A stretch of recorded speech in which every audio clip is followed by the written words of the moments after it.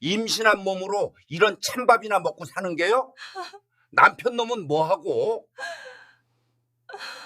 천억 자산가 박태수 회장이 며느리에게 호통을 쳤습니다. 하지만 만삭의 며느리는 배를 움켜쥐며 죄송하다고 빕니다.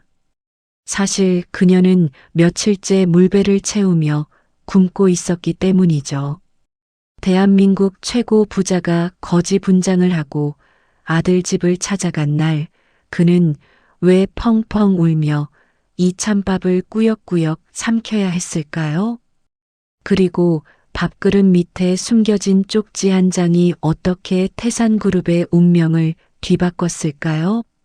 피도 눈물도 없던 회장님의 마지막 참회록, 지금 공개됩니다.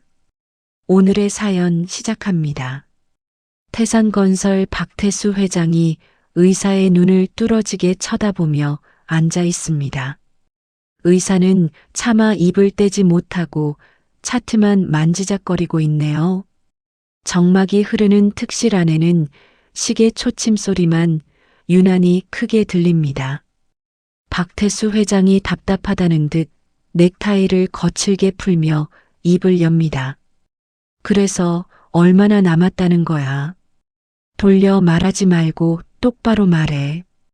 의사가 떨리는 목소리로 안경을 고쳤으며 대답합니다. 길어야 한 달입니다. 마음의 준비를 하시는 게 좋겠습니다, 회장님. 박태수 회장이 헛웃음을 터뜨리며 자리에서 일어납니다.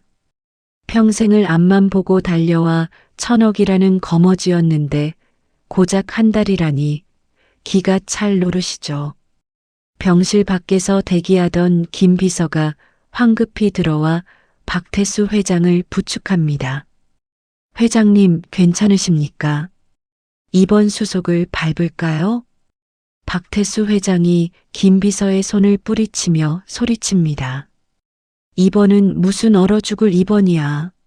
당장 차 대기시켜. 그리고 내가 말한 거 준비해. 김 비서가 난처한 표정으로 머뭇거리며 묻습니다. 정말 그렇게까지 하셔야겠습니까? 도련님이 놀라실 겁니다. 박태수 회장이 지팡이로 바닥을 쿵 찍으며 호통을 칩니다. 잔말 말고 시키는 대로 해. 내 눈으로 직접 확인해야겠어. 그 녀석이 정말 내 아들놈 자격이 있는지. 잠시 후 최고급 세단 안에서 기이한 풍경이 벌어집니다. 말끔하던 박태수 회장의 얼굴에 흉측한 화상 흉터 분장이 덧이 펴지고 있네요. 전문 분장사가 손을 뗄 때마다 박태수 회장의 얼굴은 점점 알아볼 수 없는 괴물처럼 변해갑니다. 거울 속 자신의 얼굴을 들여다보던 박태수 회장이 씁쓸한 미소를 짓습니다. 괴물이 따로 없군. 그래, 이 정도는 돼야 민우 녀석도 못 알아보겠지. 박태수 회장이 입고 있던 최고급 양복을 벗어 던지고 김 비서가 건넨 낡은 군용 점퍼를 걸칩니다. 퀴퀴한 냄새가 나는 점퍼에 흑투성이 바지까지 입으니 영락없는 노숙자 꼴이네요. 김 비서가 울먹이며 박태수 회장의 옷매무새를 다듬어 줍니다. 회장님, 몸도 편치 않으신데 꼭 이렇게까지. 박태수 회장이 김 비서의 어깨를 툭 치며 차 문을 엽니다. 나 죽으면 어차피 썩어 문드러질 몸이야. 가서 기다리고 있어. 박태수 회장이 차에서 내려 가파른 언덕길을 오르기 시작합니다. 숨이 턱끝까지 차오르지만 멈추지 않습니다. 다닥다닥 붙은 판잣집들 사이로 10년 전 쫓아내듯 내보냈던 아들 민우의 집이 보이네요. 반지하 창문 틈으로 희미한 불빛이 새어나오고 있습니다. 박태수 회장이 떨리는 손으로 녹슨 철대문을 두드립니다. 계십니까? 아무도 없소? 안에서 인기척이 들리더니 끼익 소리와 함께 현관문이 열립니다. 배가 남산만한 임산부가 힘겨운 걸음으로 나옵니다. 민우의 아내, 며느리 지은입니다. 지은이 낯선 노인의 흉측한 얼굴을 보고 잠시 멈칫하더니 이내 선한 눈빛으로 묻습니다. 누구세요? 민우 씨 찾아오셨나요? 박태수 회장이 일부러 목소리를 깔고 쉰 소리를 내며 말합니다. 지나가던 늙은이인데 며칠을 굶었더니 눈앞이 핑 돌아서 혹시 남는 밥 좀 얻을 수 있겠소? 지은이 박태수 회장의 허름한 행색과 얼굴의 화상 흉터를 보고도 눈살을 찌푸리지 않습니다. 오히려 안쓰러운 표정으로 대문을 활짝 열며 말합니다. 어머나 세상에. 들어오세요 어르신. 마침 저녁 준비하려던 참이었어요. 박태수 회장이 짐짓 비틀거리며 마루에 걸터 앉습니다. 방안을 힐끔 보니 세간살이라고는 낡은 장롱 하나와 펴지 못한 이불뿐이네요. 지은이 부엌으로 들어가 쌀통을 엽니다. 바가지로 쌀통 바닥을 긁는 소리가 드르륵, 드르륵 마루까지 들립니다. 쌀이 거의 바닥난 모양입니다. 지은이 한숨을 푹 쉬더니 수돗물로 배를 채우듯 벌컥벌컥 마십니다. 그러고는 전기밥솥에 남은 찬밥을 밥그릇에 꾹꾹 눌러 담네요. 어르신, 죄송해서 어쩌죠. 밥이 찬밥밖에 없어서 대신 국이라도 따뜻하게 데워드릴게요. 지은이 미안한 표정으로 쟁반을 들고 나옵니다. 쟁반 위에는 고봉으로 담은 찬밥 한 그릇과 간 무친 겉절이, 그리고 멸치 국물 조금이 전부입니다. 박태수 회장이 숟가락을 들며 퉁명스럽게 묻습니다. 임신한 몸으로 이런 찬밥이나 먹고 사는 게요? 남편 놈은 뭐하고? 지은이 배를 쓰다듬으며 웃습니다. 남편이 공방일이 바빠서요. 그래도 마음만은 따뜻한 사람이에요. 어르신, 시장하실 텐데 얼른 드세요. 박태수 회장이 숟가락으로 밥을 뜨려는데 밥그릇 밑에 꼬깃꼬깃한 종이가 보입니다. 무심코 종이를 꺼내 펼쳐본 박태수 회장의 눈동자가 흔들립니다. 쪽지에는 삐뚤빼뚤한 글씨로 이렇게 적혀 있습니다. 어르신, 따뜻한 밥 못 드려서 죄송해요. 힘내세요. 그때였습니다.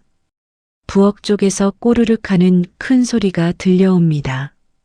박태수 회장이 고개를 돌려보니 지은이 부른 배를 움켜쥐고 입을 틀어막고 있네요.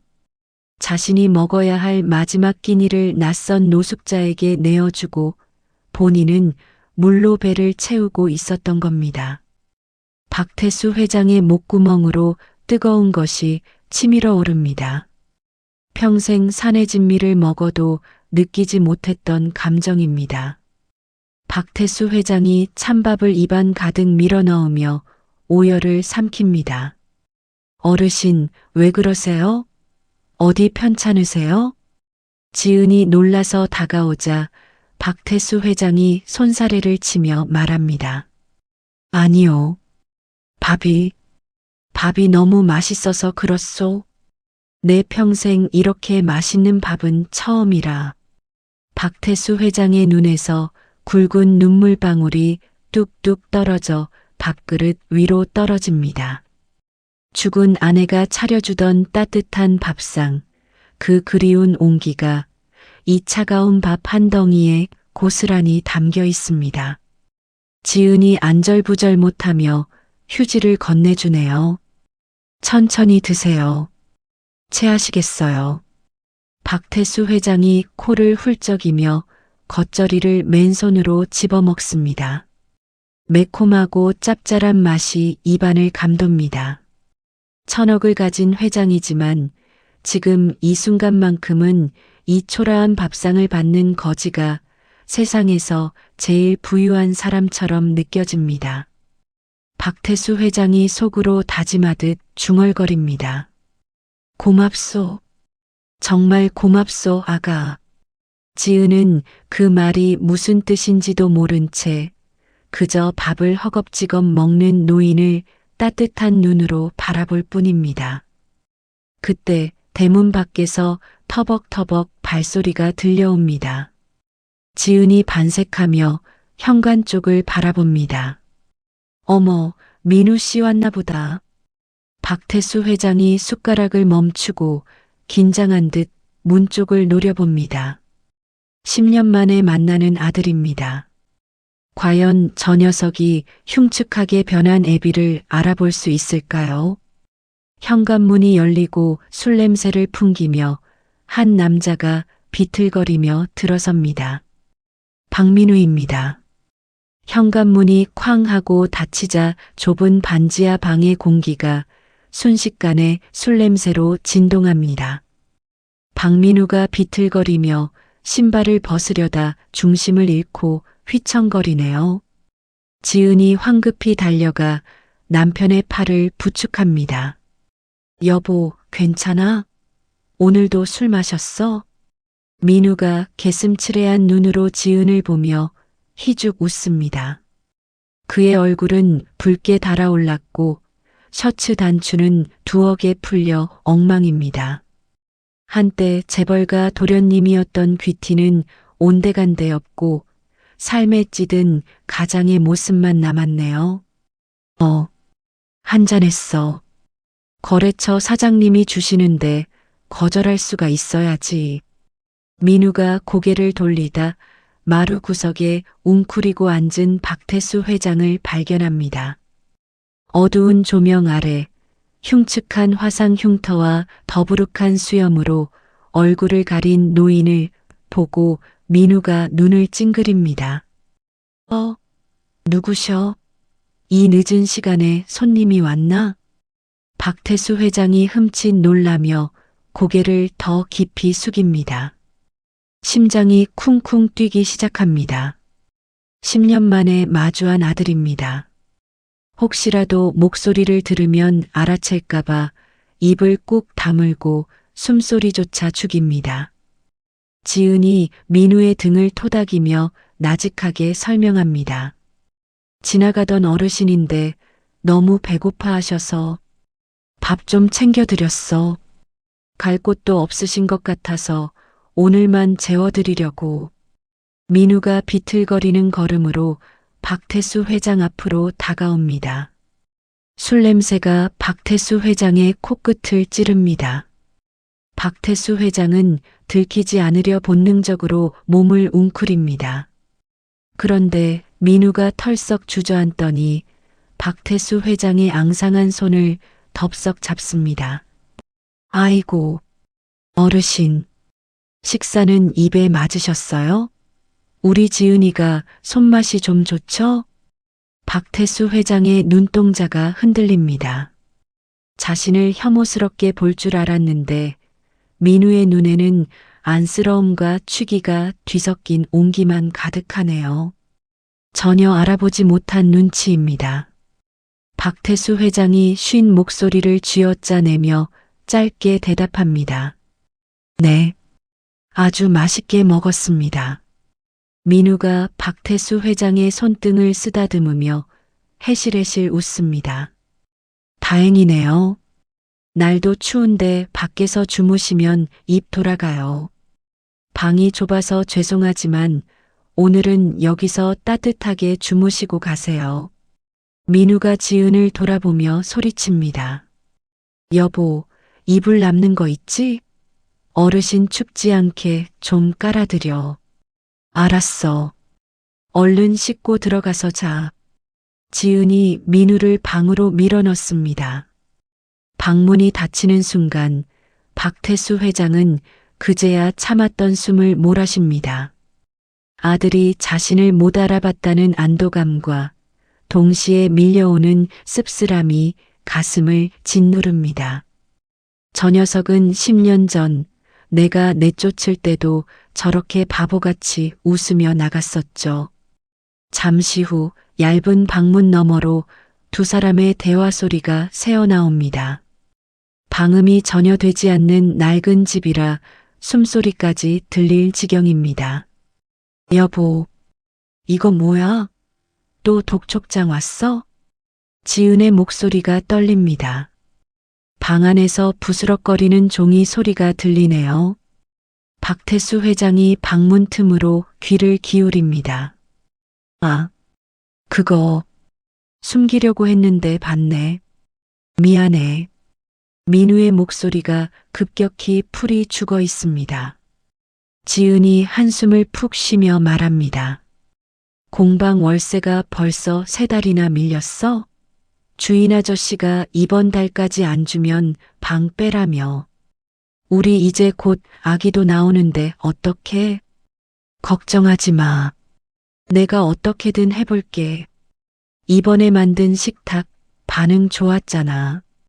주문 들어오면 금방 갚을 수 있어. 반응만 좋으면 뭐해.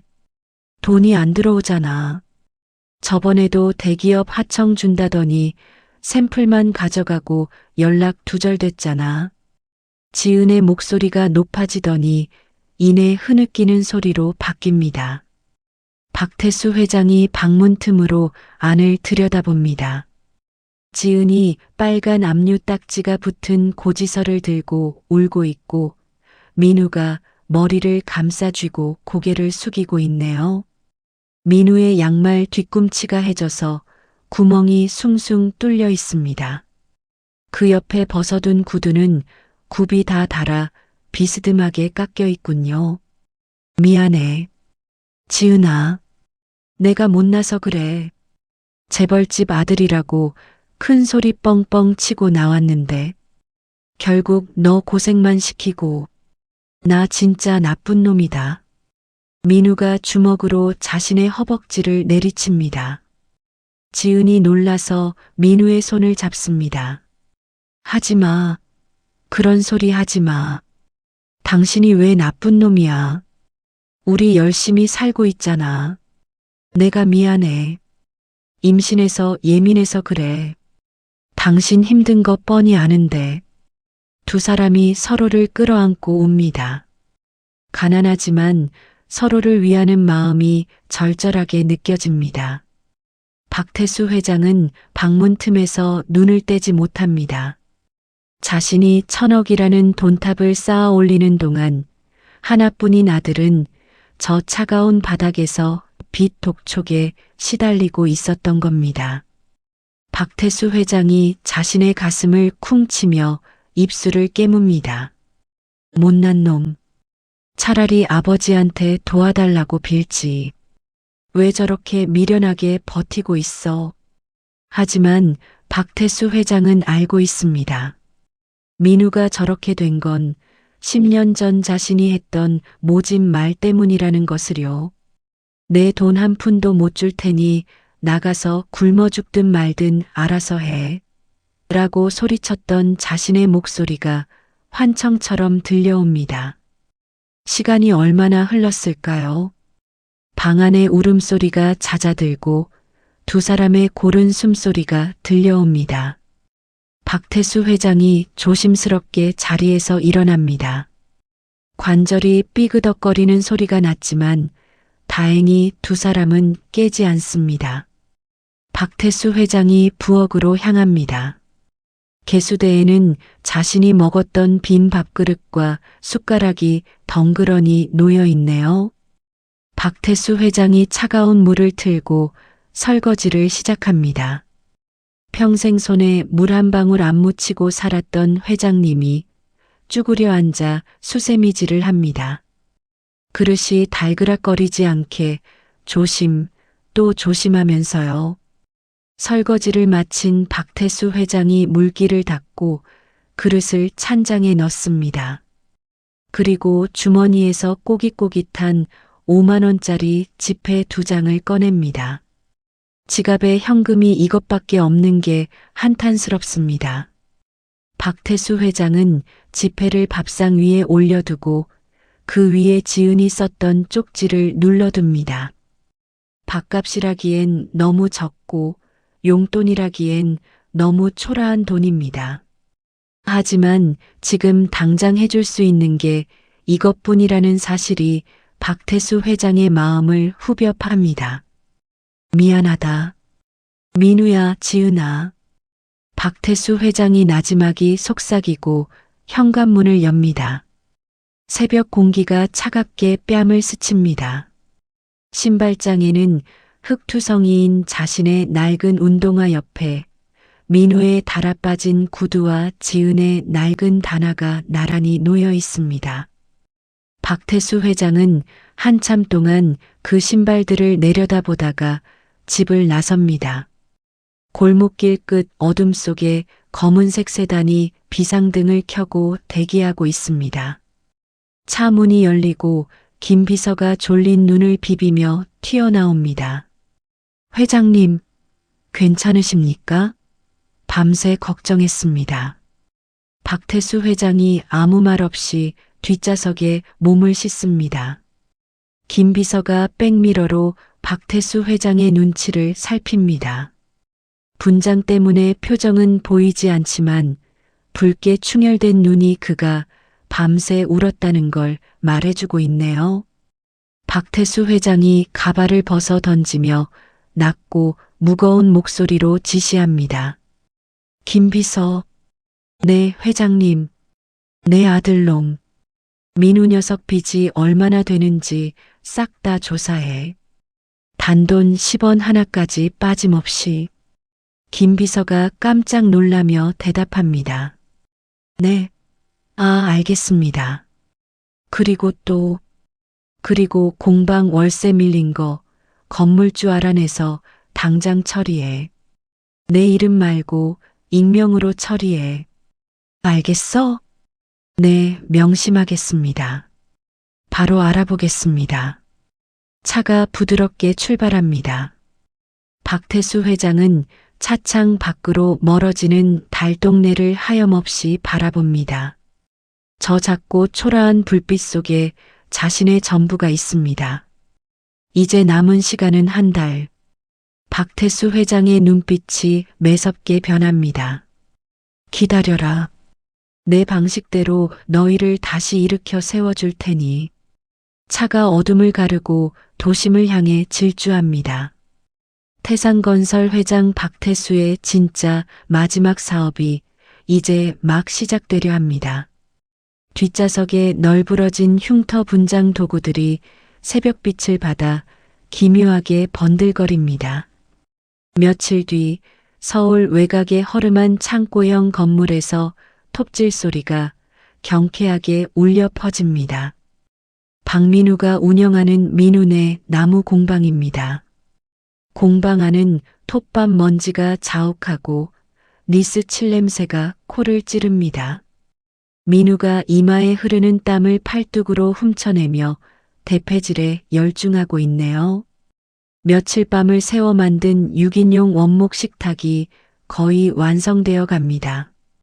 이것만 납품하면 밀린 월세와 지은의 산후조리 비용을 마련할 수 있다는 희망에 민우의 입가에 미소가 번집니다.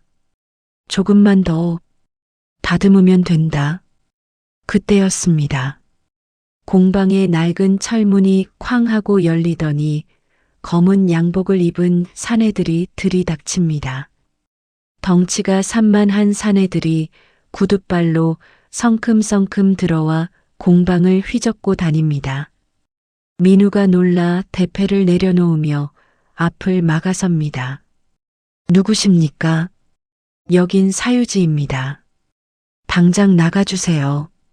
선두에 선 험상궂은 사내가 껌을 짝짝 씹으며 주머니에서 서류 봉투를 꺼내 민우의 가슴팍에 던집니다. 봉투가 바닥에 떨어지며 내용물이 흩어집니다. 태산건설 법무팀에서 나왔다. 네가 만든 가구들 전부 태산건설 디자인 도용했더군. 민우가 기가 막히다는 표정으로 소리칩니다. 뭐라고요? 이건 제가 밤새 직접 스케치하고 디자인한 겁니다. 도용이라니요. 사내가 비릿한 웃음을 흘리며 옆에 있던 완성된 의자를 발로 걷어찹니다. 우직근 소리와 함께 의자 다리가 부러져 나갑니다. 증거가 여기 있는데 어디서 발뺌이야. 회장님 지시니까 싹 다 수거해. 거부하면 힘 좀 써도 된다고 하셨다. 사내들이 일제히 공방 안의 가구들을 때려 부수기 시작합니다. 망치로 테이블 상판을 내리치고 진열된 서랍장을 밀어 넘어뜨립니다. 공들여 만든 가구들이 순식간에 장작더미로 변해갑니다. 민우가 사내의 바짓가랑이를 잡고 매달립니다. 안 돼요. 제발 그만하세요. 이거 납품해야 돈 받아요. 제발이요. 사내가 귀찮다는 듯 민우를 발로 걷어찹니다. 민우가 톱밥 더미 위로 나뒹굽니다. 그때 공방 밖에서 폐지를 줍는 척 상황을 지켜보던 박태수 회장이 더는 참지 못하고 뛰어들어옵니다. 허름한 군용 점퍼에 흉측한 화상 분장을 한 노인의 모습입니다. 박태수 회장이 빗자루를 들고 사내들에게 달려듭니다. 이놈들아, 사람이 만든 물건을 이렇게 함부로 다루면 천벌 받는다. 당장 그만두지 못해. 사내들이 갑작스런 노인의 등장에 잠시 멈칫합니다. 하지만 곧 노인의 행색을 보고 비웃음을 터뜨립니다. 뭐야 이 냄새나는 늙은이는. 야 치워버려. 사내 하나가 박태수 회장을 거칠게 밀칩니다. 힘없는 노인 연기를 하던 박태수 회장이 중심을 잃고 바닥으로 쓰러집니다. 하필이면 깨진 유리 조각 위로 손을 짚고 말았네요. 손바닥에서 붉은 피가 배어나옵니다. 민우가 비명을 지르며 박태수 회장에게 기어갑니다. 어르신, 괜찮으세요? 피가 나잖아요. 그때 공방 입구에 세워진 검은색 고급 세단에서 한 남자가 내립니다. 매끈한 이탈리아제 수트에 번쩍이는 구두. 태상건설 전무이자 박태수 회장의 조카인 최기철입니다. 최 전무가 손수건으로 코를 막으며 공방 안으로 들어옵니다. 먼지가 날리는 게 불쾌하다는 듯 미간을 잔뜩 찌푸리고 있네요. 쯧쯧. 사촌 형님. 꼴이 이게 뭡니까? 쥐새끼처럼 숨어서 이런 거나 만들고 있었습니까? 최 전무가 쓰러진 민우를 내려다보며 조소합니다. 민우가 이를 악물고 최 전무를 노려봅니다. 형이 시킨 짓이야. 디자인 도용이라니 말도 안 돼. 최 전무가 혀를 차며 다가옵니다. 그리고 바닥에 쓰러져 있는 박태수 회장의 손을 자신의 구둣발로 짓밟습니다. 박태수 회장이 고통에 신음하며 손을 빼려 하지만 최 전무는 체중을 실어 더 세게 뒤식입니다. 그는 발밑에 노인이 자신이 모시던 회장님이라는 사실을 꿈에도 모른 채 말합니다. 어디서 이런 노숙자를 끌어들여서 동정심이라도 유발하려고. 수준 떨어지게. 박태수 회장은 짓밟힌 손의 고통보다 조카놈의 패륜적인 언행에 억장이 무너집니다. 자신이 평생을 바쳐 키운 회사의 임원이 힘없는 노인을 이토록 잔인하게 짓밟다니요. 박태수 회장의 눈에서 분노의 불꽃이 튑니다. 하지만 정체를 들키지 않으려 고개를 푹 숙이고 신음소리만 낼 뿐입니다. 민우가 울부짖으며 최 전무의 다리에 매달립니다. 형, 제발 이러지 마. 어르신은 아무 죄 없어. 발 치워. 제발. 최 전무가 더러운 것이 묻었다는 듯 발을 떼며 뒷걸음질 칩니다. 그때 최 전무의 소매에서 반짝이는 무언가가 툭 하고 떨어집니다. 태상그룹 로고가 선명하게 박힌 금장 커프스 버튼입니다. 몸싸움 도중에 헐거워진 모양이네요. 최 전무는 그것도 모른 채 옷매무새를 다듬으며 싸늘하게 말합니다. 다시는 태산 이름 들먹이며 사업하지 마라. 이번엔 경고로 끝내지만 다음엔 이 정도로 안 끝난다. 철수해. 최 전무가 손짓하자 깡패들이 우르르 밖으로 나갑니다. 최 전무는 바닥에 침을 한번 퇴뱉고는 유유히 차에 올라타 사라집니다. 순식간에 폐허가 된 공방에는 정적만이 감돕니다. 부서진 가구 파편과 톱밥 먼지, 그리고 두 남자의 거친 숨소리만 남았습니다. 박태수 회장이 떨리는 손을 뻗어 바닥에 떨어진 커프스 버튼을 집어듭니다. 피 묻은 손 안에 차가운 금속의 감촉이 느껴집니다. 이것은 단순한 단추가 아닙니다. 자신의 조카가 저지른 폐륜의 증거이자 훗날 놈의 목을 조를 결정적인 단서가 될 겁니다. 박태수 회장은 아무도 보지 못하게 커프스 버튼을 낡은 점퍼 주머니 깊숙이 넣습니다. 어르신, 어르신 정신 차리세요. 민우가 울먹이며 구급상자를 들고 뛰어옵니다. 자신의 공방이 박살난 것보다 눈앞에 노인이 다친 것이 더 걱정되는 모양입니다. 민우가 박태수 회장의 피투성이가 된 손을 조심스럽게 잡고 소독약을 바릅니다. 따가울 법도 한데 박태수 회장은 미동도 하지 않고 아들의 정수리를 내려다봅니다. 자신의 가구들이 부서졌을 때보다 노인인 자신이 밟혔을 때 더 크게 울부짖던 아들입니다. 박태수 회장의 가슴 한구석이 찌릿합니다. 미련한 놈. 내 물건이 다 부서졌는데 늙으니 걱정이 먼저냐. 박태수 회장이 짐짓 투덜거리듯 말합니다. 민우가 붕대를 꼼꼼히 감으며 코를 훌쩍입니다. 물건이야 다시 만들면 되지만 사람은 다치면 안 되잖아요. 저 때문에 죄송해요. 정말 면목이 없습니다. 민우의 눈물 방울이 박태수 회장의 손등 위로 뚝뚝 떨어집니다. 따뜻한 눈물입니다. 박태수 회장은 그제야 알 것 같습니다.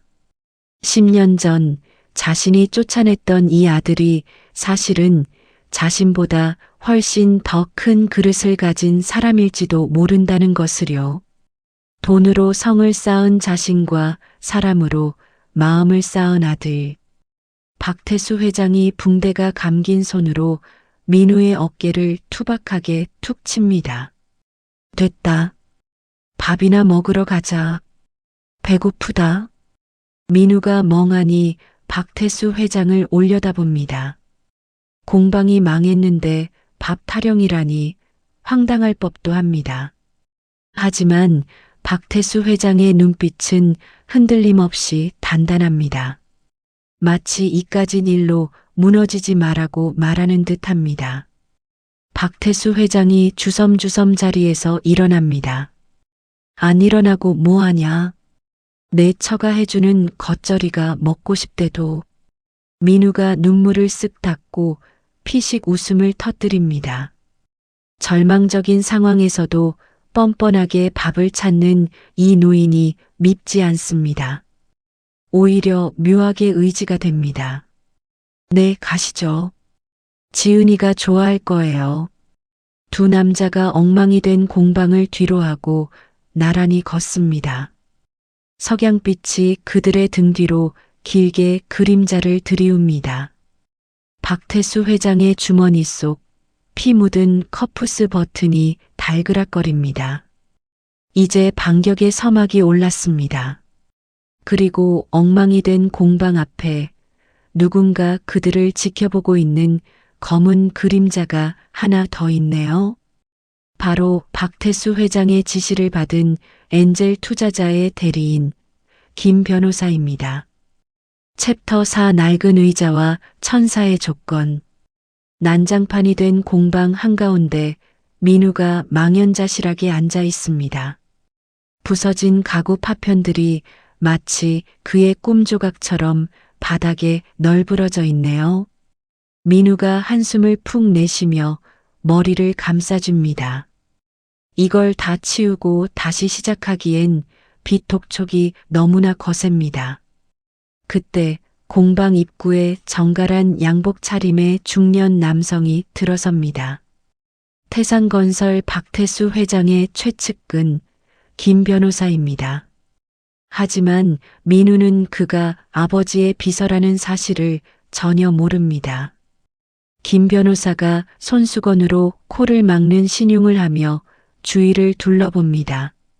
여기가 박민우 사장님 공방입니까? 이야기는 들었습니다만 상황이 생각보다 더 안 좋군요. 민우가 경계심 가득한 눈빛으로 자리에서 일어납니다. 누구십니까? 빚쟁이라면 보시다시피 가져갈 게 없습니다. 나가주세요. 김 변호사가 사람 좋은 미소를 지으며 명함 한 장을 내밉니다. 아, 오해하지 마십시오. 저는 엔젤 투자자의 대리인 자격으로 왔습니다. 사장님 실력이 아깝다며 꼭 투자를 하고 싶다는 분이 계셔서요. 민우가 의심스러운 표정으로 명함을 받아듭니다. 엔젤 투자 대리인 김철수라고 적혀 있네요. 민우가 명함을 만지작거리며 묻습니다. 투자요? 저 같은 영세업자한테 누가 투자를 합니까? 그리고 보시다시피 공방이 이 꼴이라. 김 변호사가 바닥에 굴러다니는 나무 조각 하나를 집어들며 말합니다. 조건은 간단합니다.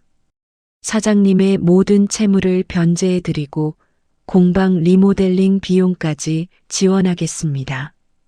대신 김 변호사가 공방 구석을 손가락으로 가리킵니다. 그곳에는 낡은 군용 점퍼를 입고 꾸벅꾸벅 졸고 있는 박태수 회장이 있습니다. 붕대 감은 손을 무릎에 올리고 세상 모르게 자는 척하고 있네요. 저 어르신을 이 공방의 고문 겸 경비로 채용해 주십시오. 월급은 두둑이 드릴 테니 사장님은 그냥 자리를 내어드리기만 하면 됩니다. 민우가 황당하다는 듯 입을 딱 벌립니다. 네, 저 어르신을요? 아니, 몸도 성치 않으신 분인데 무슨 일을 시킵니까? 그리고 투자자가 왜 하필 저분을? 김 변호사가 짐짓 엄숙한 표정으로 대답합니다. 저희 투자자분께서 사람 보는 눈이 좀 독특하십니다. 저 어르신이 가진 해안이 공방에 큰 도움이 될 거라고 확신하시더군요. 싫으시면 이 투자는 없던 일로 하겠습니다. 민우가 잠시 고민에 빠집니다. 당장 빚쟁이들이 들이닥칠 판국에 찬밥 더운 밥 가릴 처지가 아닙니다. 게다가 저 노인은 며칠 전 깡패들에게 맞아가며 자신을 지켜준 은인이기도 하죠. 민우가 결심한 듯 고개를 끄덕입니다. 알겠습니다. 어차피 갈 곳도 없으신 분 같으니 제가 모시겠습니다. 대신 힘든 일은 못 시킵니다. 김 변호사가 그제야 안도의 숨을 내쉬며 서류 가방을 엽니다. 잘 생각하셨습니다. 여기 계약서입니다. 도장은 여기 찍으시면 됩니다. 며칠 뒤 공방은 몰라보게 달라졌습니다. 부서진 집기들이 치워지고 최신식 재단 기계가 들어왔네요. 하지만 공방 한 구석 가장 볕이 잘 드는 자리에는 낡은 안락의자 하나가 놓여 있습니다. 박태수 회장의 자리입니다. 박태수 회장은 돋보기를 쓰고 신문을 보는 척하며 힐끔힐끔 아들을 훔쳐봅니다. 민우가 거친 숨을 몰아쉬며 거대한 호두나무 원목과 씨름하고 있습니다. 나무 한가운데 옹이와 갈라진 틈이 흉하게 박혀 있네요. 민우가 전기톱을 들고 그 부분을 잘라내려 합니다. 아깝지만 어쩔 수 없지. 이 부분은 못 쓰겠네. 그때 신문을 보던 박태수 회장이 헛기침을 크게 하며 말합니다. 에헤이, 거참 시끄러워서 신문을 못 보겠네. 뭘 자꾸 잘라낸다는 거야?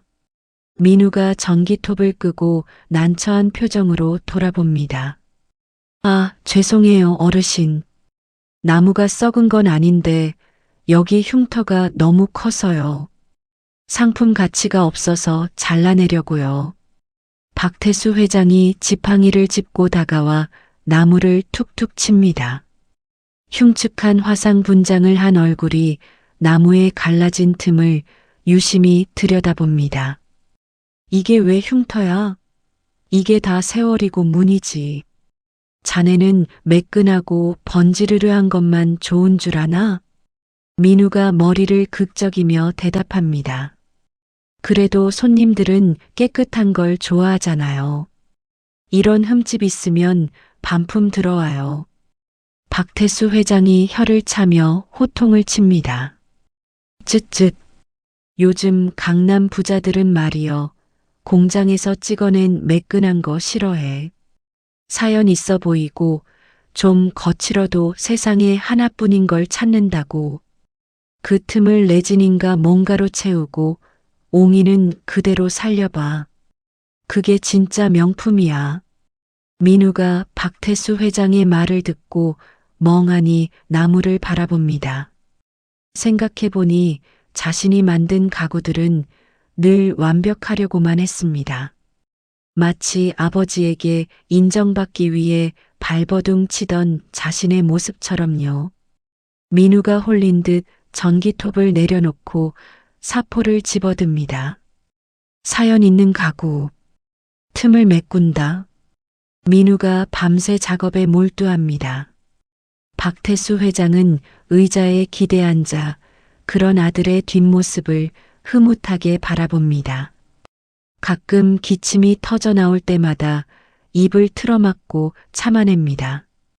폐가 점점 굳어가고 있지만 아들이 나무를 다듬는 소리가 그 어떤 진통제보다 효과가 좋습니다.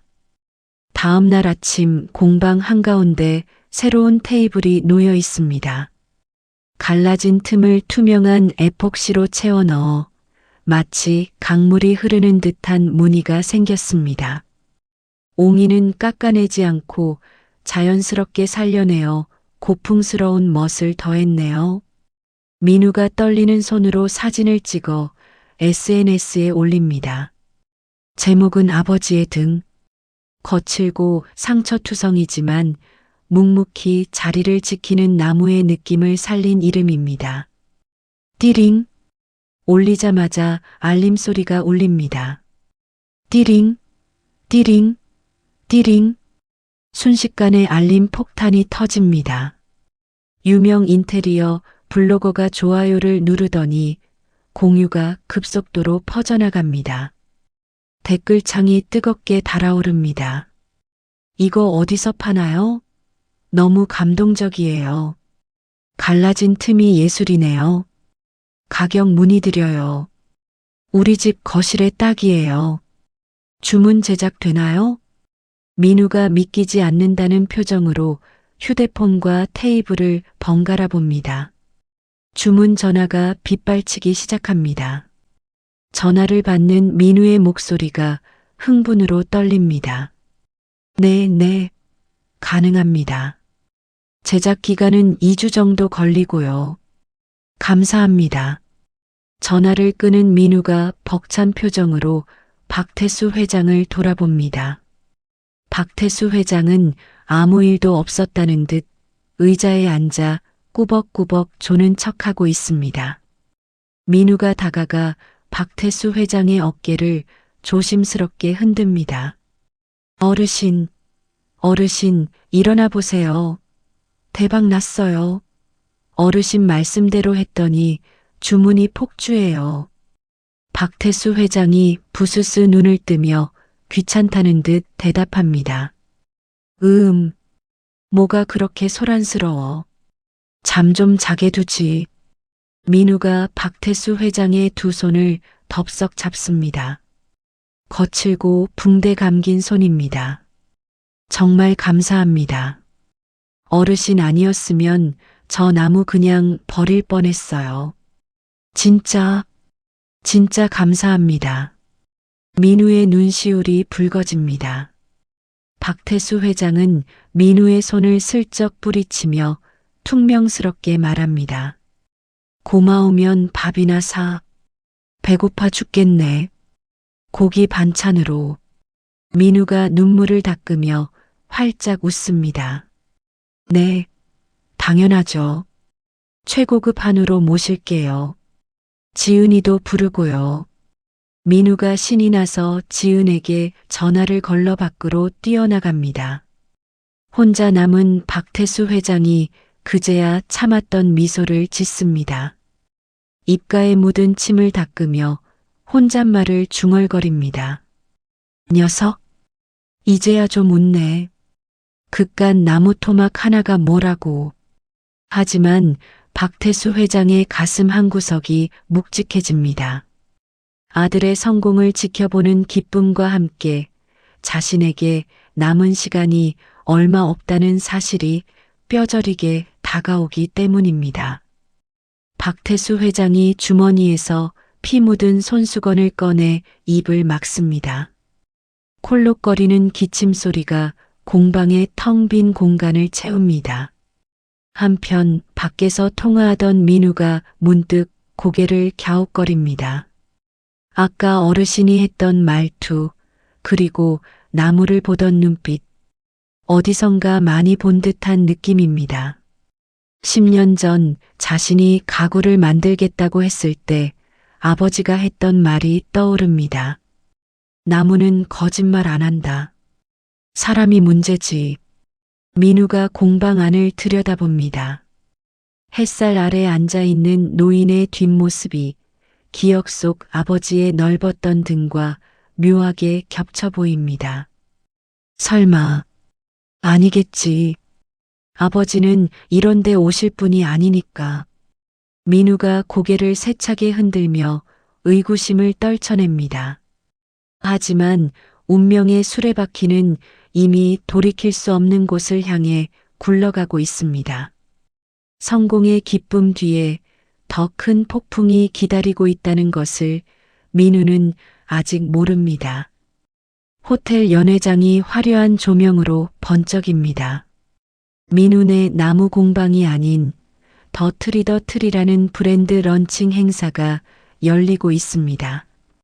민우가 만든 갈라진 틈 테이블이 예술 작품처럼 전시되어 있고 그 주변을 기자들과 유명 인사들이 감싸고 있네요.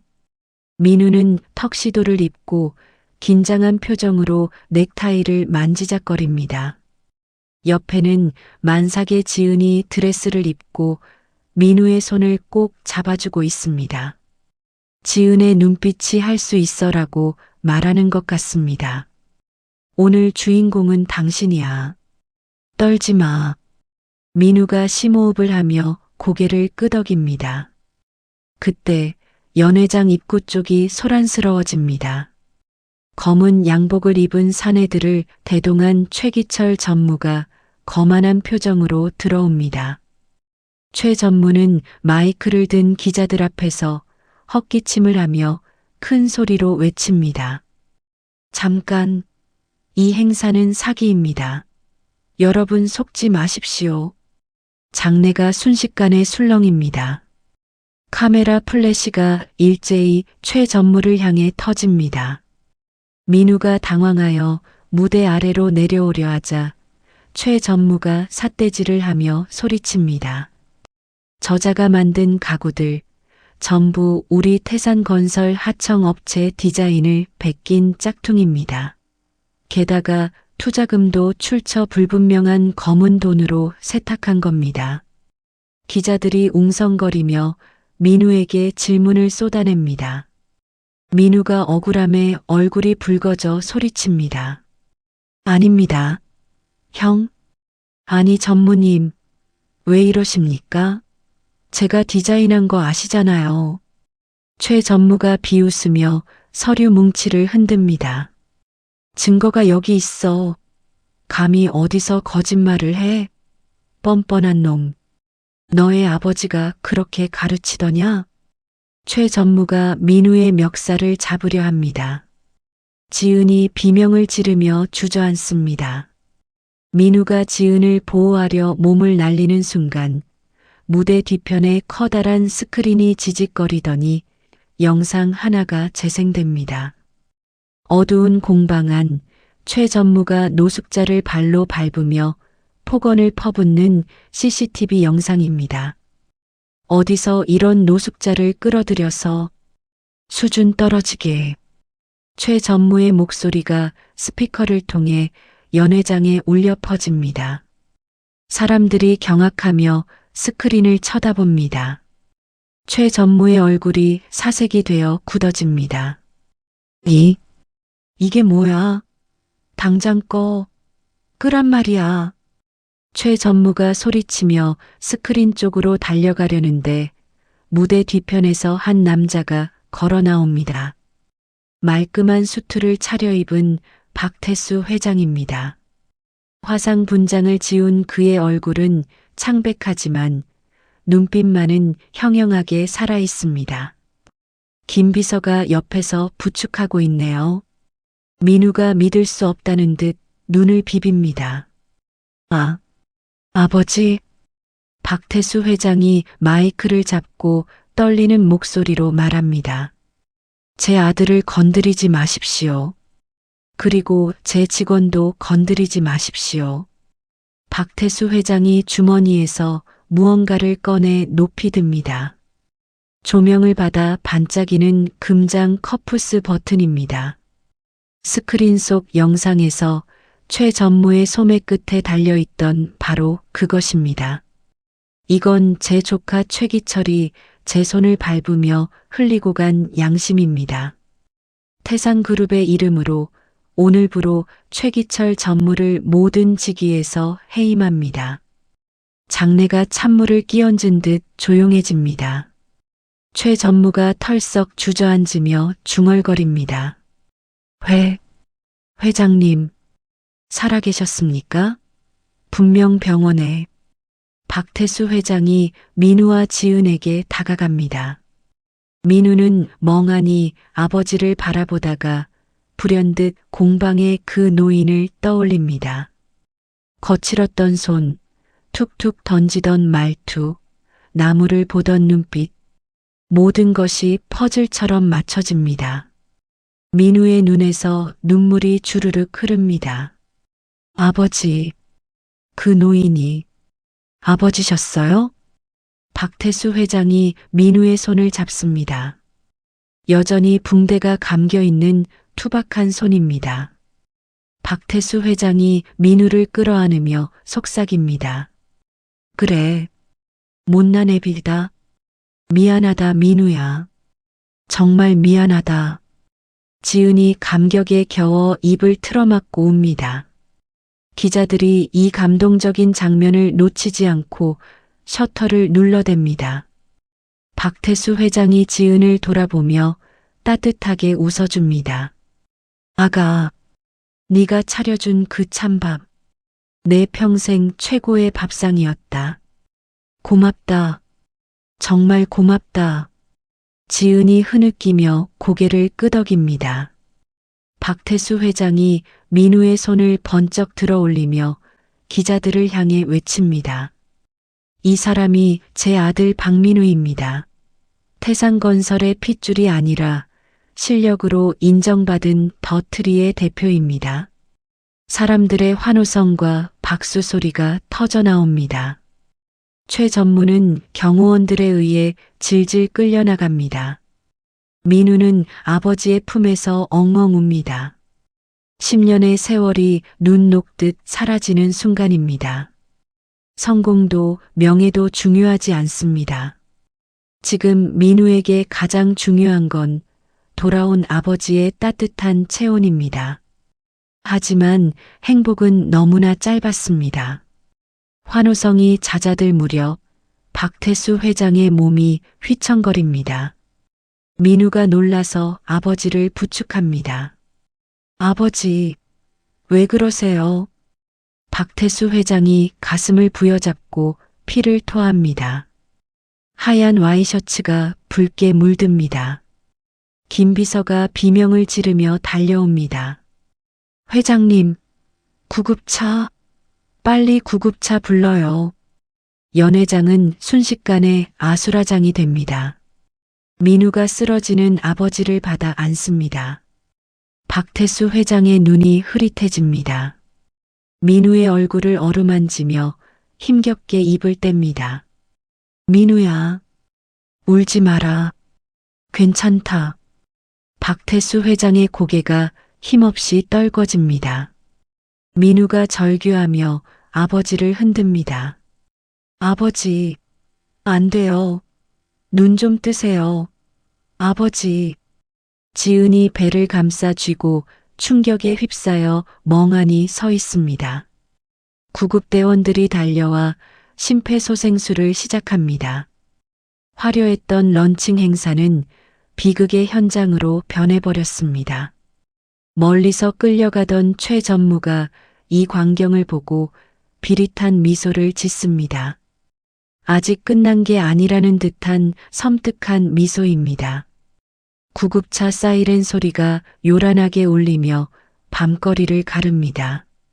민우는 피 묻은 손으로 아버지의 손을 꼭 잡고 기도합니다. 제발 한 번만 더 기회를 달라고. 따뜻한 밥 한 끼 제대로 대접하지 못했다고. 하지만 모니터의 심박수는 불안하게 요동칩니다. 운명의 시간은 야속하게만 흘러갑니다.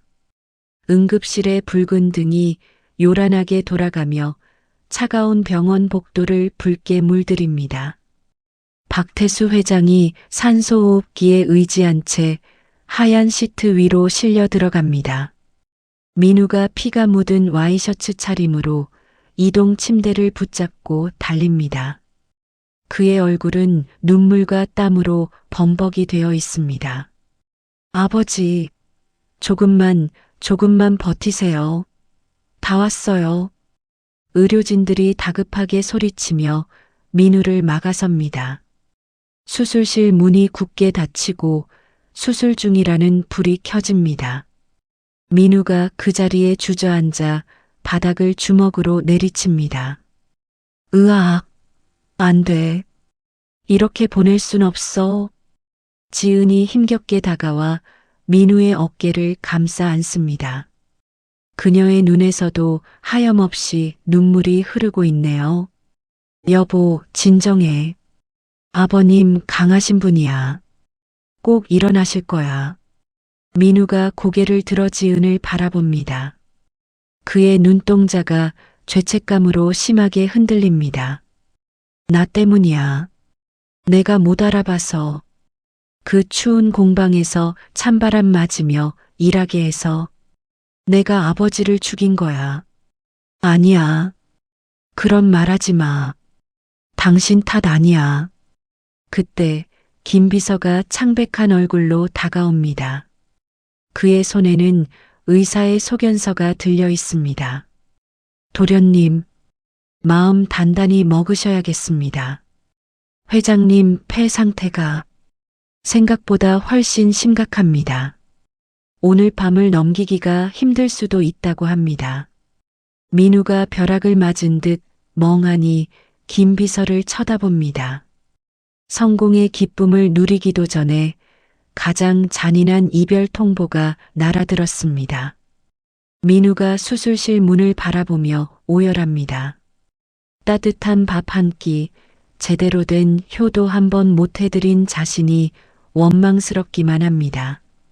한편 서울 강남 경찰서 정문 앞 플래시 세례가 터지는 가운데 최기철 전무가 유유히 걸어 나옵니다.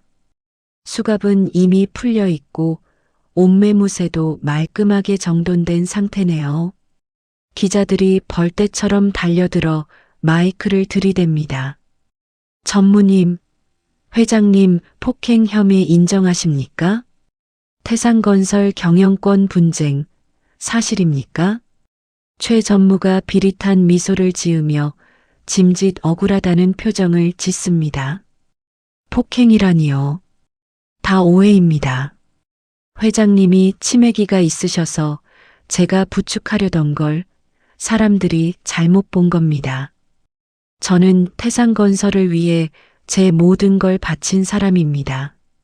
최 전무가 준비된 검은 세단에 올라타자마자 표정이 싸늘하게 바뀝니다. 뒷좌석에 앉아있던 신복 변호사에게 묻습니다. 영상은 준비됐어? 신 변호사가 태블릿 PC를 내밀며 대답합니다. 네, 전무님 지시대로 편집 완료했습니다. 이거 터지면 박민우 그놈 다신 얼굴 들고 못 다닐 겁니다.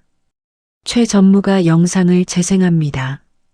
영상 속에는 당시 민우가 술에 취해 박태수 회장을 하대하는 듯한 모습이 담겨 있습니다. 하지만 교묘하게 편집되어 민우가 아버지를 알아보지 못한 게 아니라 병든 아버지를 귀찮아하며 쫓아내려는 페류나처럼 보이게 만들었네요. 심지어 박태수 회장이 밥그릇을 설거지하는 장면에 치매 노인 학대라는 자극적인 자막까지 입혔습니다. 최 전무가 낄낄거리며 웃음을 터뜨립니다. 크크크. 아주 좋아. 예술이네. 당장 언론사들한테 뿌려. 제목은 자극적일수록 좋아. 수천억 유산 노리고 치매 아버지 감금한 페륜아들. 어때? 신 변호사가 맞장구를 치며 전화를 돌리기 시작합니다. 최 전무가 창밖을 내다보며 중얼거립니다. 박태수, 네가 날 쫓아내. 천만에. 태산은 내 거야. 내 아들놈은 내가 사회적으로 매장해 주지. 다음 날 아침 대한민국이 발칵 뒤집힙니다. 포털 사이트 실시간 검색어 1위는 박민우 페륜, 2위는 태산건설 후계자 실체입니다. 뉴스가 쉴 새 없이 쏟아집니다. 속보 태산건설 회장 아들, 치매 걸린 아버지 노숙 생활시켰다. 충격 영상 공개. 단독 더트리 박민우 대표, 성공 신화 뒤에 숨겨진 추악한 진실. 아버지 학대 의혹. 병원 대기실 의자에 쪽잠을 자던 민우가 김 비서의 흔드는 손길에 눈을 뜹니다. 김 비서의 표정이 사색이 되어 있습니다. 도련님, 큰일 났습니다. 지금 인터넷 보지 마십시오. 민우가 무슨 소리냐는 듯 휴대폰을 켭니다. 화면을 가득 채운 자신의 얼굴과 페륜아라는 붉은 글씨. 민우의 손이 부들부들 떨립니다. 이게 뭐야? 내가 아버지를 학대했다고? 감금이라니? 지은이 놀라서 민우의 휴대폰을 뺏으려 합니다. 여보, 보지 마. 이거 다 가짜 뉴스야. 최기철 그 사람이 꾸민 짓이 분명해. 그때 병원 로비가 소란스러워집니다. 기자들이 병원까지 들이닥친 겁니다. 카메라를 든 사람들이 민우를 발견하고 맹수처럼 달려듭니다. 박민우 씨, 영상 사실입니까? 아버지를 굶기셨다면서요? 유산 때문에 억지로 쉬하신 겁니까? 민우가 억울함에 소리칩니다. 아닙니다. 오해입니다. 저는 아버지가 거기 계신 줄도 몰랐습니다. 비켜요. 비키라고요. 하지만 민우의 목소리는 카메라 셔터 소리에 묻혀버립니다. 사람들은 진실보다 자극적인 거짓말에 더 열광하는 법이죠. 민우는 해명할 기회조차 얻지 못한 채 경호원들에게 끌려 비상구로 피신합니다. 같은 시각 민우의 공방 앞 성난 시민들과 유튜버들이 몰려와 있습니다. 그들은 정의의 사도라도 된 양 공방 간판에 계란을 던지고 있네요. 페류나 박민우는 물러가라. 노인 학대범이 만든 가구 다 불태워라. 퍽! 퍽! 날달걀이 깨지며 노란 노른자가 민우가 애지중지하던 간판 위로 흘러내립니다. 공방 유리창이 돌멩이에 맞아 쨍그랑 소리를 내며 박살납니다. 안에 있던 직원들이 공포에 질려 뒷문으로 도망칩니다. 민우가 만든 갈라진 틈 테이블도 밖으로 끌려 나와 내동댕이 쳐집니다. 누군가 가져온 빨간 라카 스프레이로 테이블 위에 악마라고 휘갈겼습니다. 병원 옥상 구석에 쭈그려 앉은 민우가 이 상황을 휴대폰으로 지켜보고 있습니다. 자신의 꿈과 노력이 한순간에 쓰레기 취급을 받고 있습니다. 민우가 머리를 감싸쥐고 괴로워합니다. 아, 왜? 도대체 왜 나한테 이런 일이? 지은이 다가와 민우를 끌어안습니다. 그녀도 두려움에 떨고 있지만 남편을 위해 애써 침착하려 합니다. 민우 씨, 정신 차려. 우리가 무너지면 저 사람들이 원하는 대로 되는 거야. 아버님 아직 살아계시잖아. 우리가 진실을 밝혀야 해. 민우가 붉어진 눈으로 지은을 쳐다봅니다. 어떻게?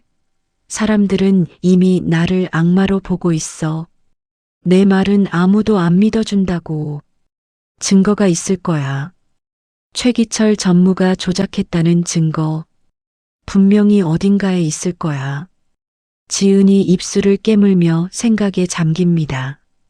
그때 지은의 머릿속에 번개처럼 스치는 기억이 있습니다.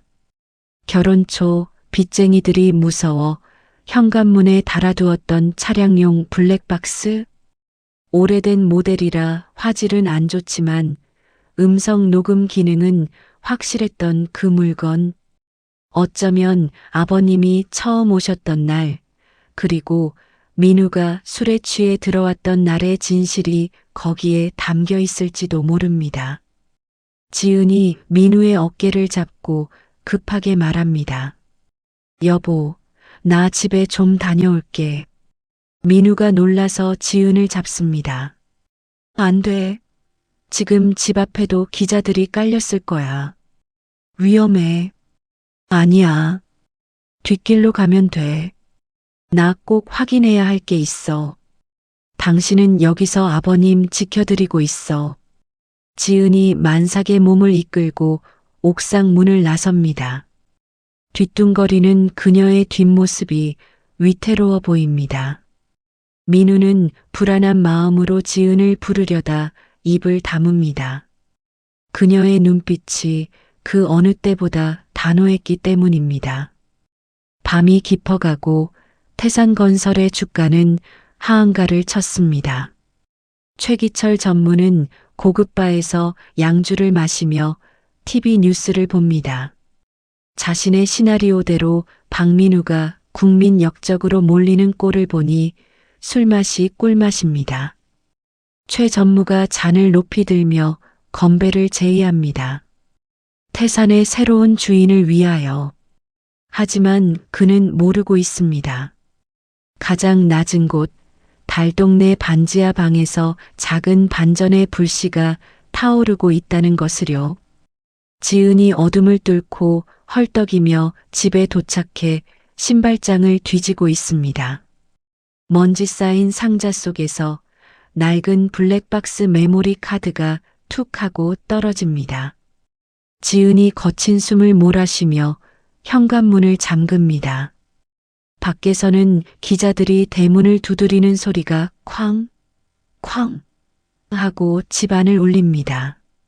마치 맹수들이 먹잇감을 노리고 달려드는 것 같네요. 지은은 배를 감싸 쥐고 주저앉아 떨리는 손으로 신발장 구석을 뒤집니다.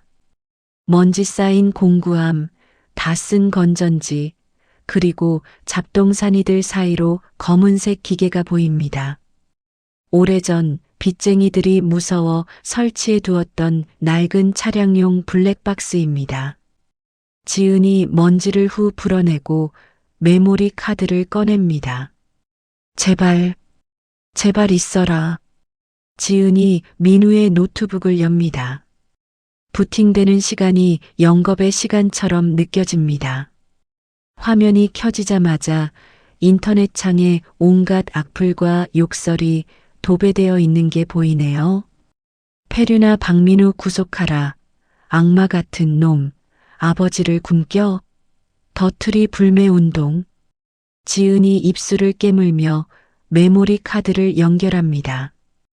폴더가 열리고 날짜별로 저장된 영상 파일들이 나타납니다. 파일을 클릭하는 지은의 손가락이 하얗게 질려 있습니다. 영상이 재생됩니다. 화질은 흐릿하지만 소리는 선명하게 들립니다. 지은의 눈에서 굵은 눈물이 주르륵 흐릅니다. 거기엔 세상 사람들이 모르는, 아니, 최기철 전무가 감추고 싶어 했던 진짜 진실이 담겨 있습니다. 지은이 결심한 듯 민우의 유튜브 채널에 접속합니다. 라이브 방송 시작 버튼을 누릅니다. 제목은 진실을 밝힙니다. 박민우의 아내입니다. 방송이 시작되자마자 접속자 수가 폭발적으로 늘어납니다. 1000명, 10,000명, 10만 명. 채팅창은 욕설로 도배되어 읽을 수도 없을 지경입니다. 어디서 감성팔이 하려고? 남편이랑 똑같은 인간이네. 변명하지 말고 꺼져라. 지은이 카메라를 응시하며 떨리는 목소리로 말합니다. 안녕하세요. 박민우 씨 아내 이지은입니다. 제 남편은 페류나가 아닙니다. 지금부터 보여드리는 영상이 진짜입니다. 부디 끝까지 봐주세요. 지은이 블랙박스 원본 영상을 재생합니다. 화면 속에 예전 상황이 펼쳐집니다. 흉측한 화상 분장을 한 박태수 회장이 허겁지겁 찬밥을 먹는 장면입니다. 사람들은 처음엔 저게 뭐냐, 연기하냐며 비웃습니다. 하지만 곧이어 들려오는 음성의 채팅창이 멈칫합니다. 어르신, 죄송해서 어쩌죠. 밥이 찬밥밖에 없어서.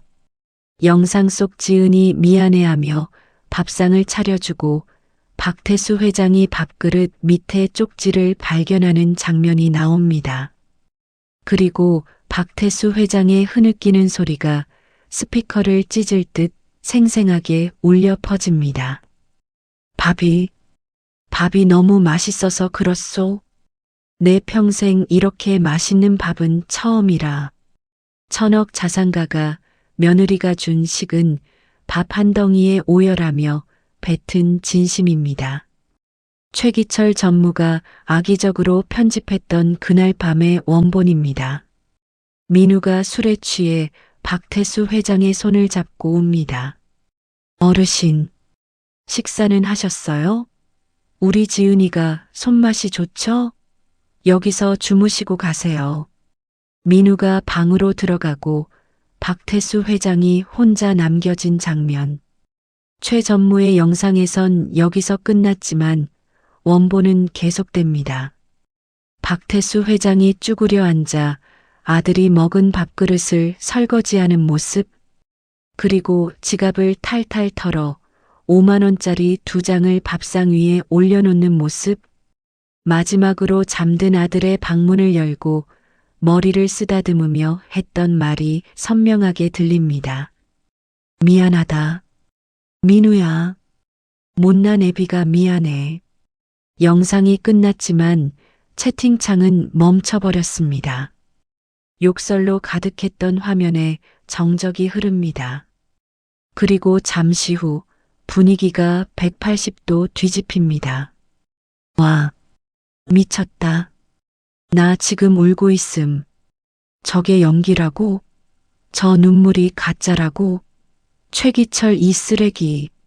아들이 아버지를 학대한 게 아니라 아버지가 아들을 지켜준 거였어. 찬밥 먹으면서 우는 거 봐라. 진짜 우리 아빠 생각난다. 박민우 대표님 죄송합니다. 오해해서 죄송합니다. 여론은 순식간에 불길처럼 번져나갑니다. 박민우 폐륜이라는 검색어는 사라지고 최기철 조작, 박태수 회장의 눈물, 찬밥의 진실이 실시간 검색어를 장악합니다. 시민들이 던졌던 계란 자국이 선명한 공방 앞에 누군가 꽃과 응원 쪽지를 놓고 가기 시작합니다. 같은 시각 병원 VIP실 최기철 전무가 태블릿 PC를 집어던지며 고함을 지릅니다. 이게 뭐야? 누가 저걸 찍었어? 블랙박스? 저 거지 같은 집에 블랙박스가 왜 있어? 최 전무의 얼굴이 불그락푸르락합니다. 신복 변호사가 벌벌 떨며 전화를 받습니다. 전무님, 검찰에서 출국 금지 명령이 떨어졌답니다. 그리고 지금 압수수색 영장 들고 본사로 오고 있답니다. 뭐? 검찰이 왜 나한테? 내가 누군지 알아. 태산의 주인은 나야. 최 전무가 넥타이를 풀어헤치며 발광합니다. 하지만 이미 늦었습니다. 병실 문이 벌컥 열리고 검찰 수사관들이 들이닥칩니다. 최기철 씨, 박태수 회장 폭행 및 허위 사실 유포, 주가 조작 혐의로 긴급 체포합니다. 수갑이 최 전무의 손목에 채워집니다. 그가 그렇게나 탐냈던 태산그룹의 회장 자리는커녕 이제 차가운 철창 신세가 기다리고 있네요.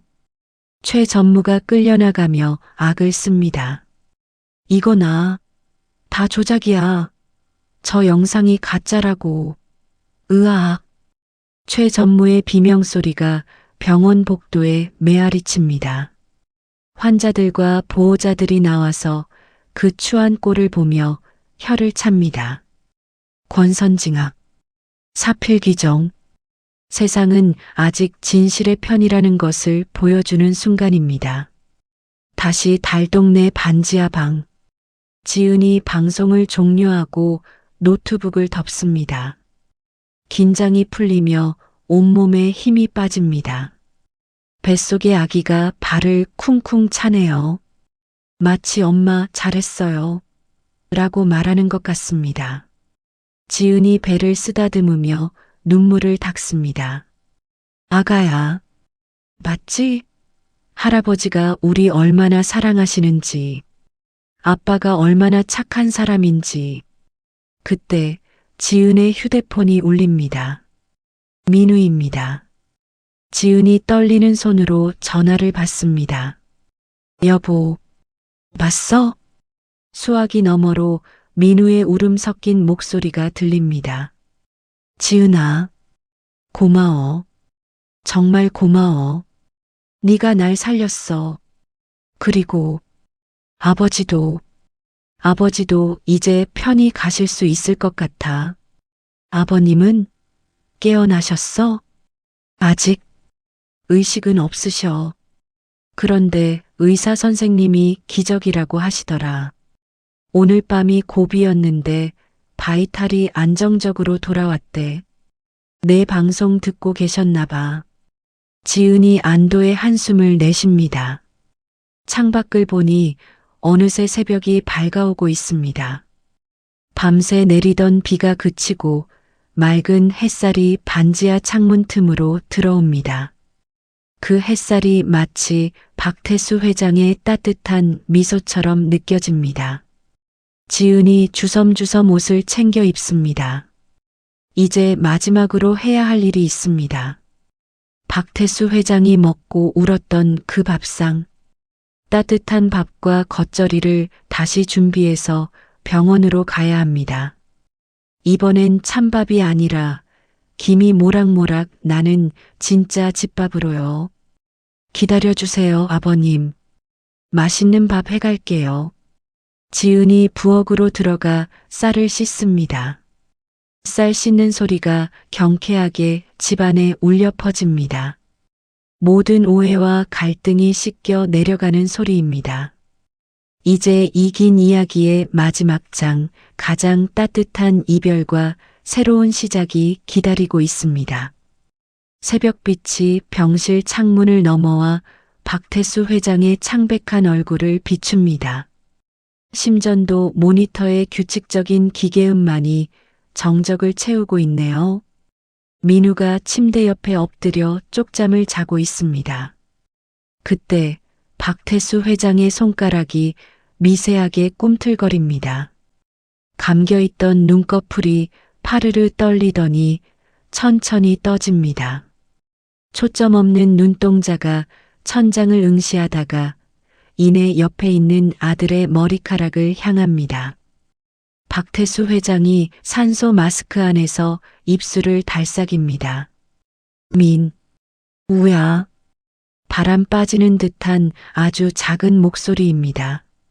하지만 민우는 용수철처럼 튀어 일어납니다. 아버지가 깨어나길 간절히 기다리던 본능이 반응한 겁니다. 민우가 믿기지 않는다는 듯 박태수 회장의 손을 잡습니다. 아버지 정신이 드세요? 저 알아보시겠어요? 박태수 회장이 힘겹게 고개를 끄덕입니다. 민우가 다급하게 비상벨을 누르려 하자 박태수 회장이 손에 힘을 주어 막습니다. 가지 말라는 뜻입니다. 박태수 회장이 산소 마스크를 답답해하며 벗겨달라는 신호를 보냅니다. 민우가 망설이다가 조심스럽게 마스크를 내립니다. 거친 숨소리가 새어나옵니다. 의사, 부르지 마라. 나 시간 없는 거 안다. 무슨 말씀이세요? 이제 깨어나셨는데 얼른 치료받으셔야죠. 박태수 회장이 희미하게 미소를 짓습니다. 죽음의 문턱에서 돌아온 사람만이 지을 수 있는 아주 평온한 미소입니다. 자신의 몸은 자신이 제일 잘 아는 법이죠.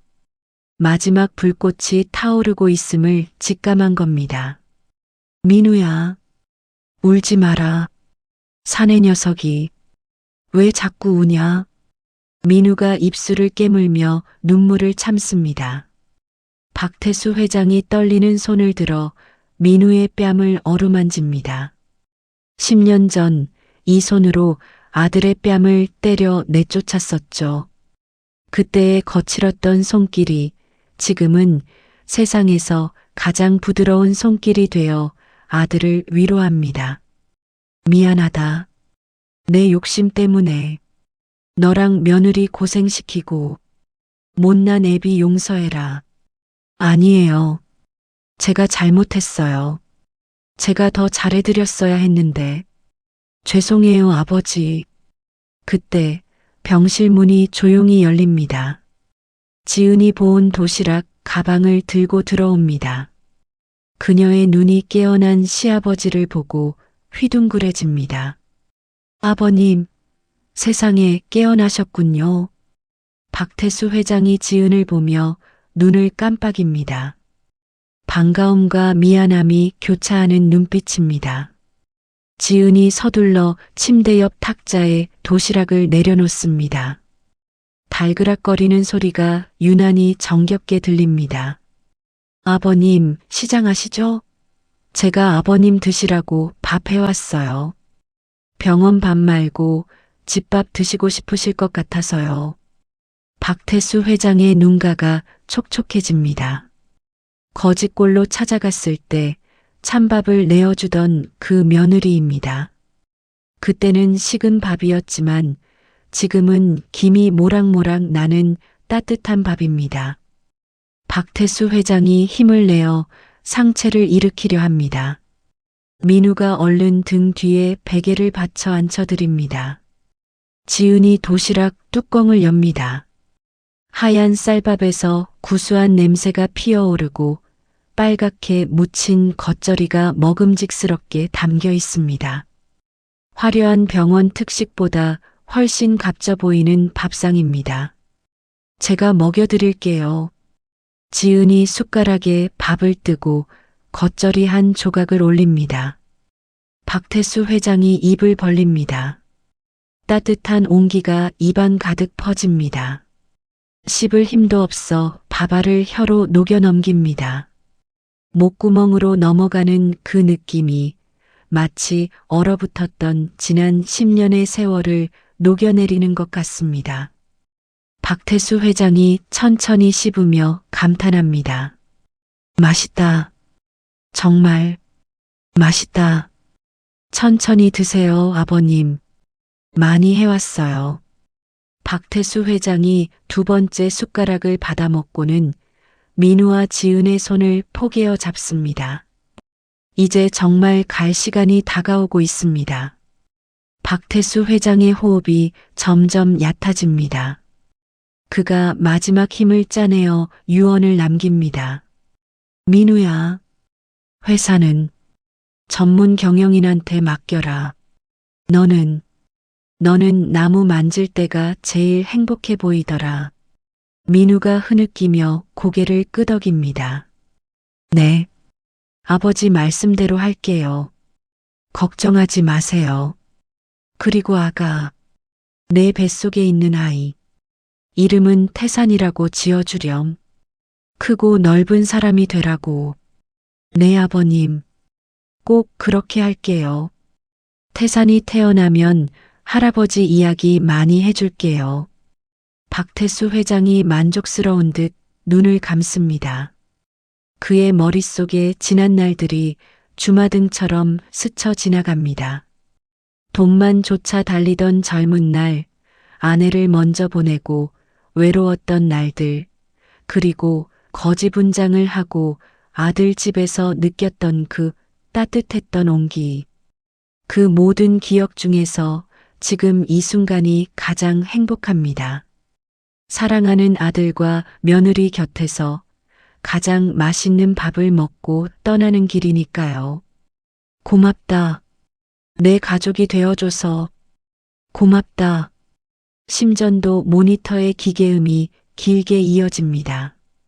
B 마이너스 마이너스 마이너스 마이너스 마이너스 마이너스. 박태수 회장의 고개가 툭 떨어집니다. 잡고 있던 손의 힘이 빠져나갑니다. 민우가 아버지의 가슴에 얼굴을 묻고 오열합니다. 아버지, 안 돼요. 가지 마세요. 지은도 민우의 등 뒤에서 소리 죽여옵니다. 창밖으로 아침해가 완전히 떠올라 병실을 환하게 비춥니다. 마치 박태수 회장이 가는 길을 밝혀주는 것 같네요. 그렇게 대한민국 굴지의 재벌 회장은 가장 소박하지만 가장 따뜻한 죽음을 맞이합니다. 1년 후, 어느 한적한 교회의 공원 묘지, 화창한 가을 하늘 아래 박민우와 이지은, 그리고 유모차에 탄 아기가 서 있습니다. 민우의 얼굴이 한결 편안해 보입니다. 그는 아버지의 유언대로 태산건설의 경영권을 전문 경영인에게 넘겼습니다. 대신 자신은 더트리 공방을 확장하여 세상에 하나뿐인 가구를 만드는 장인으로 살아가고 있습니다. 돈보다는 사람의 이야기를 담는 가구, 그것이 민우가 찾은 진짜 행복이니까요. 지은이 묘비 앞에 돗자리를 펴니다. 묘비에는 자랑스러운 아버지 박태수, 여기에 잠들다라고 적혀 있네요. 민우가 준비해온 제사 음식을 하나씩 꺼내놓습니다. 그런데 그 음식들이 조금 특이합니다. 보통 재벌 회장님의 제사상에 올라가는 값비싼 과일이나 고기가 아닙니다. 하얀 쌀밥 한 그릇, 갓 담근 겉절이, 그리고 낡은 군용 점퍼 한 벌. 지은이 웃으며 말합니다. 아버님, 좋아하시는 거 가져왔어요. 태산이도 같이 왔어요. 인사해 태산아, 할아버지야. 유모차에 있던 아기가 방긋 웃으며 옹알이를 합니다. 민우가 술 대신 맑은 물 한 잔을 따르며 묘비를 어루만집니다. 아버지, 잘 계시죠? 회사는 김 비서, 아니 김 사장님이 잘 꾸려가고 있어요. 저는 요즘 주문이 밀려서 쉴 틈도 없네요. 민우가 낡은 점퍼를 묘비 위에 덮어줍니다. 예전에 아버지가 입고 나타났던 그 냄새나고 허름했던 점퍼입니다. 하지만 민우에게 이 옷은 세상 그 어떤 명품보다 귀한 유산입니다. 이 옷 덕분에 아버지의 진심을 알 수 있었고 가족을 되찾을 수 있었으니까요. 그때 아버지가 해주신 말씀, 저 평생 잊지 않을게요. 옹이도 갈라진 틈도 다 나무의 삶이라고 하셨잖아요. 저도 그렇게 살게요. 상처도 안고 아픔도 보듬으면서 그렇게 따뜻하게 살게요. 바람이 불어와 민우의 머리카락을 헝클어뜨립니다. 마치 아버지가 그래 잘하고 있다며 머리를 쓰다듬어 주시는 것 같습니다. 지은이 민우의 팔짱을 끼며 하늘을 올려다봅니다. 여보, 아버님이 보고 계신가 봐. 날씨가 너무 좋다. 그러게. 우리 아버지 성격에 비 오면 찝찝하다고 싫어하셨을 텐데 다행이네. 두 사람이 마주보며 웃습니다. 그들의 미소 뒤로 태산건설의 높은 빌딩이 멀리 보입니다. 하지만 그 빌딩보다 더 높고 단단한 것은 바로 이 가족이 쌓아 올린 사랑이라는 성일 겁니다. 1000억이라는 숫자보다 따뜻한 밥 한 그릇의 온기가 더 소중하다는 것을 깨달은 사람들. 그들의 이야기는 여기서 끝나지만 그들이 만들어갈 행복은 이제부터 시작입니다. 민우가 유모차를 밀며 발걸음을 옮깁니다. 뒤따라가는 지은의 손을 꼭 잡습니다. 가을바람에 낙엽이 굴러가는 소리가 마치 박태수 회장의 헛기침 소리처럼 들려옵니다. 에헴, 잘들 살아라. 민우가 뒤를 돌아보며 손을 흔듭니다. 안녕히 계세요, 아버지. 또 올게요. 묘비 앞에 놓인 따뜻한 밥에서 김이 모락모락 피어오르며 하늘로 흩어집니다. 그 하얀 김이 파란 하늘에 닿아 구름이 되어 흘러갑니다. 아주 평화로운 오후입니다. 1000억이라는 거대한 부를 가졌던 박태수 회장이 생애 마지막 순간 간절히 원했던 건 화려한 성공이 아니라 며느리가 차려준 소박한 밥상과 가족의 온기였습니다. 비록 식어빠진 찬밥이었지만 그 안에 담긴 사랑과 진심이 얼어붙은 부자 관계를 녹이고 진정한 행복을 깨닫게 해주었죠. 우리는 가끔 앞만 보고 달리느라 곁에 있는 소중한 사람들을 잊고 살 때가 있습니다. 하지만 박 회장이 남긴 낡은 점퍼처럼 투박하더라도 서로를 아끼는 마음만 있다면 그곳이 바로 세상에서 가장 부유한 곳이 아닐까요? 오늘 저녁 사랑하는 가족들과 마주 앉아 따뜻한 밥 한 끼 나누며 서로의 온기를 느껴보시는 건 어떨까요? 늦었다고 생각할 때가 가장 빠른 때입니다. 지금 바로 곁에 있는 사람에게 사랑한다고 말해보세요. 이야기를 끝까지 들어주신 분이 계시다면 잘 들었다고 댓글 하나만 남겨주세요. 감사합니다.